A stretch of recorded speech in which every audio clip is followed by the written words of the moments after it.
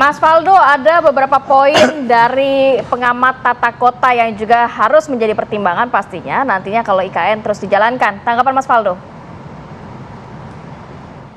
Iya, saya terkait investment di IKN ya, memang sudah ada beberapa perusahaan yang menyatakan ketertarikan untuk berinvestasi. Setidaknya ada 305 LOI yang ingin berpartisipasi dalam pembangunan IKN itu.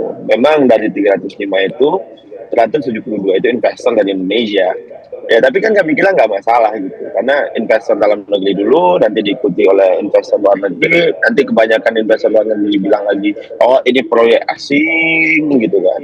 Ya kan, belok-beloknya kan ke sana tuh biasanya tuh, kalau Pak Anies ini jagonya di situlah. Dan dari dulu kan kita juga gitu, dari kita dulu, nanti yang lain ikut. Tapi kalau bicara tadi soal evaluasi ya, soal evaluasi itu pasti pemerintah hari ini juga mengevaluasi gitu terkait bagaimana progres IKN hari ini gitu. Jadi ya saya melihat ini sebagai sebuah evaluasi aja dong, berarti tanpa membatalkan pemindahan ibu kota. Dan saya kira itu perlu dikelirkan gitu di antara narasi dan diskursus di publik, karena kita bicara ketimpangan, udah dibuatlah IKN sebagai sebuah solusi untuk keluar dari Jawa sentris jadi Indonesia sentris.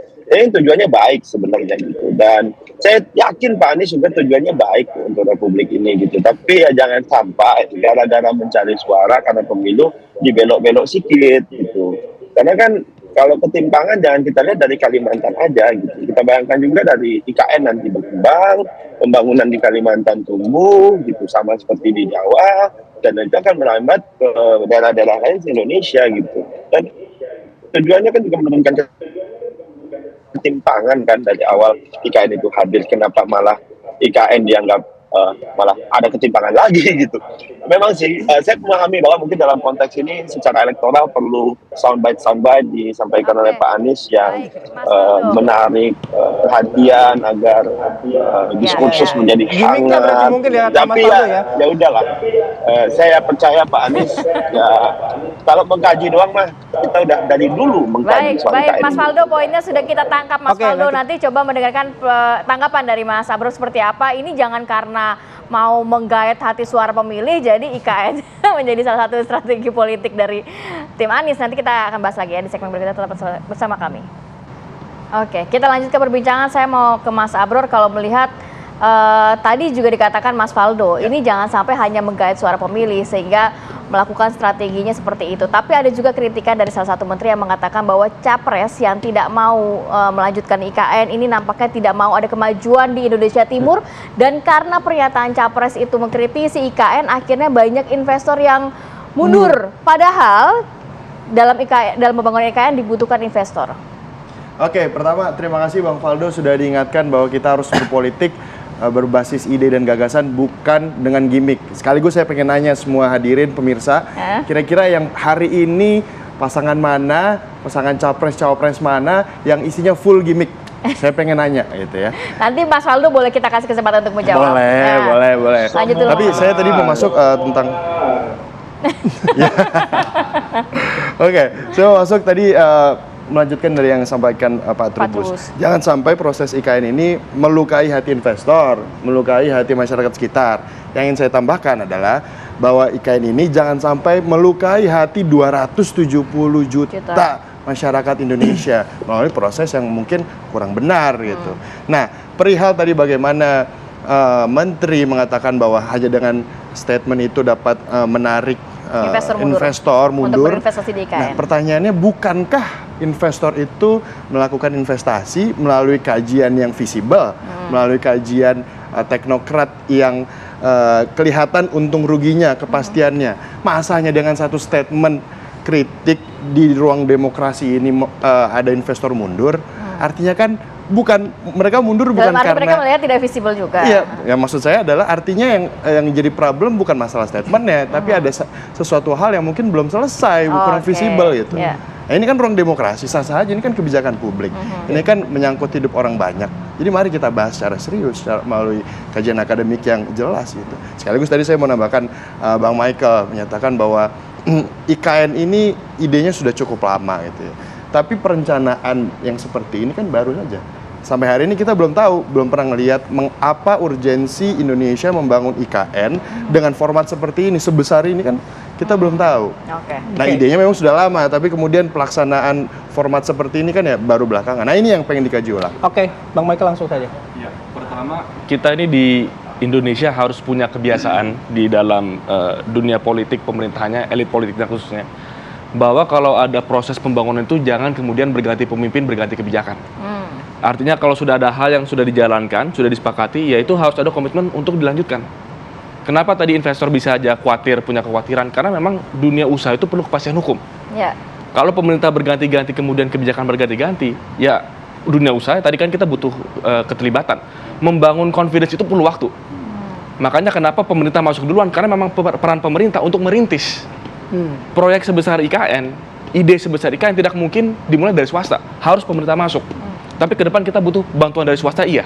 Kerjasama dengan swasta itu kan rohnya di undang-undang yang sudah kita punya itu, begitu. Tapi untuk roh itu bisa menjadi punya wujud, dilaksanakan bersama, perlu bangun trust. Dan itu proses yang tidak mudah, kita harus hargai prosesnya. Nah, itu kenapa penting bagi kami untuk selalu menekankan suatu pembangunan yang sudah baik, itu harus kita lanjutkan. Perbaikan-perbaikan kita jalankan sambil kita berjalan. Nah, ini contoh yang dilakukan Pak Jokowi bukan cuma bicara soal IKN. Waktu Pak Jokowi masuk ke Jakarta 2012, saya ingat betul, proyek MRT sudah digagas berpuluh-puluh tahun, 30 tahun kalau nggak salah, ada rencananya. Tapi begitu beliau jadi gubernur Jakarta, langsung diwujudkan, begitu. Ide IKN saya rasa juga sama. Idenya sudah puluhan tahun dari zaman presiden pertama bahkan. Berarti political will ya di situ ya? Ada political will yang kuat di situ maksudnya? Betul, perlu political will untuk bisa mewujudkan satu ide. Perencanaan itu ya pasti perlu ada perencanaan awal yang baik. Tapi sebanyak hal itu sambil berjalan. Waktu bangun MRT di Jakarta juga begitu. Banyak pembangunan yang dilakukan oleh pemimpin-pemimpin kita harus seperti itu, gitu. Nah, ini yang Pak Ganjar akan lakukan. Karena kita sadar ada komitmen di awal, ada proses yang kita hargai, ada kepercayaan yang harus kita bangun. Nah, sekarang pertanyaannya adalah capres mana yang akan bisa mewujudkan komitmen itu. Dan kami yakin bahwa Pak Ganjar punya pengalaman di Jawa Tengah untuk mengurus suatu wilayah yang besar. Ini pengalaman yang akan bisa mewujudkan IKN yang adil, bisa bermanfaat bagi masyarakat, bukan hanya untuk aparat, dan juga punya suatu terobosan baru, kota IKN sebagai kota modern, digital, dan juga kota green. Dengan pembangunan sampai saat ini, apa yang Anda sampaikan tadi kan Pak Ganjar posisinya adalah melanjutkan, tapi kan pasti punya catatan-catatan juga gitu, ada evaluasi-evaluasi juga gitu. Nah, penekanannya pada yang mana soal evaluasi pembangunan IKN itu? Ya, Pak Ganjar kebetulan lagi ada di Balikpapan. Dan memang ada rencana, ini saya belum update lagi ya jadwal beliau, tapi ada ide untuk berkunjung ke IKN juga gitu. Untuk bisa melihat langsung progresnya sudah sampai mana. Jadi hal-hal seperti ini kenapa dilakukan oleh Pak Ganjar? Kenapa? Karena memang harus lihat langsung apa yang sedang dibangun, kekurangannya apa. Sudah sejauh mana? Sudah sejauh mana. Kita nggak bisa sekedar menerka-nerka dari jauh, berdialektika dari jauh, tapi memang harus lihat kondisi di lapangan. Nah, itu kenapa Pak Ganjar dan Pak Mahfud itu bukan hanya bicara IKN-nya. Semua pembangunan di Indonesia yang sedang terjadi, mereka berdua, beliau ini sedang berkunjung ke seluruh penjuru Indonesia.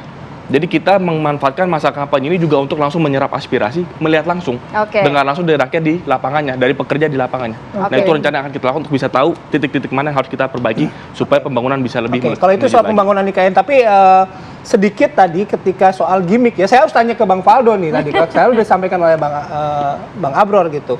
Nah, apakah ini juga benar kata Bang Faldo, jangan-jangan ini hanya sekedar gimmick untuk menarik perhatian pemilih itu? Dijawab tadi sudah sama Bang Abror. Langsung ke Bang Faldo. Bang Faldo. Ya, kayak saya kira kalau gimmick ya Pak Anies lagi bikin gimmick gini, oh IKN kita stop dulu, habis itu kita selepet sarung sedikit gitu kan. Ya kalau bicara gimmick Mas, semuanya gimmick Mas Bayu, Mbak Titin, maksudnya memang semuanya gimmick, ada gimmicknya, tapi kan lagi-lagi dalam hal ini kita bisa melihat, bicara soal policy, bicara soal kebijakan, ya kita soal arah bangsa, levelnya presiden loh, capres loh ini ya, yang nggak bisa main-main gitu. Kita udah tahu undang-undangnya sudah diketok, ada koalisinya yang juga ngetok di dalam sana, PKB sama Nasdem. Kita bernegara kan nggak bisa sembarangan gitu. Kalau seandainya undang-undangnya sudah ada, memang ada proses untuk mengkaji. Kalau saya memang puluh tahun dari Bung Karno kata Bro Mike tadi, digagalkan gitu oleh Pak Anies Baswedan. Revolusioner sih memang koalisi perubahan ini dalam hal ini gitu. Jadi maksud saya koalisi perubahan ini benar-benar berubah ini republik ini nih nanti ini gitu loh. Wah, kita masih seumuran kok, nggak apa-apa, udah santai aja. Maksud saya Baik, benar-benar berubah gitu. Koalisi perubahan Indonesia ini berubah total lah gitu. IKN-nya sudah jalan, gagasan puluhan tahun dibelokin. Kemungkinan nanti semuanya gitulah. Hebatlah koalisi perubahan, top. Mungkin itu gimmicknya kali dari koalisi perubahan itu. Jangan-jangan gimmicknya itu adalah perubahan itu sendiri, Mas atau Mbak gitu loh. Oke, thank you Bang Faldo. Tapi kita nggak ada waktu lagi buat tanya konfirmasi. Ya, singkat saja. Tadi bicara tentang melanjutkan apa yang sudah baik gitu ya. Ya. Dan dibahas tadi sama Bang Michael Singkat adalah saja, soal Mas. MRT. Nah, sekarang kita lihat MRT di Jakarta di era pembangunan Pak Anies dilanjutkan dan diperbaiki dan diintegrasikan dengan transportasi. Ya, artinya kan memang semangatnya dari dulu Betul. ada, tapi tiap pemimpin artinya punya konsep yang sama, punya semangat yang sama, dan sekarang jadi. Itu juga yang kita harapkan di IKN, betul kan? Dan sekarang artinya pemimpin yang punya rekam jejak melanjutkan dan bahkan menambahkan secara real kita lihat adalah Anies Baswedan. Oke, terakhir Pak Trubus singkat saja. Enggak diubah itu bro, diubah tuh gagasannya diubah. Oke.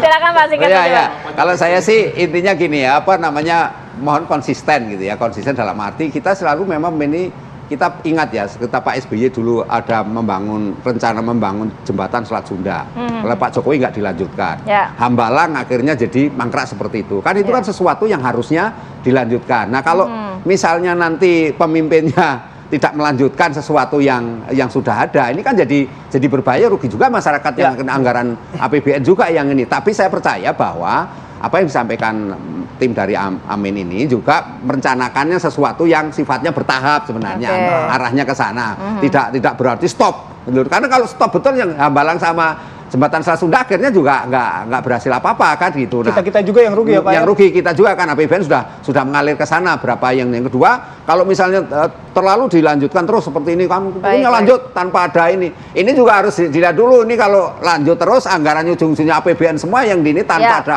upaya untuk ada investasinya percuma saja kan gitu. Ya, baik. Terima kasih banyak Pak. Sama-sama ya. Terima kasih Mas Michael, Mas Abror dan juga Mas Bang Faldo, terima kasih sudah bergabung bersama kami pagi hari ini. Terima kasih.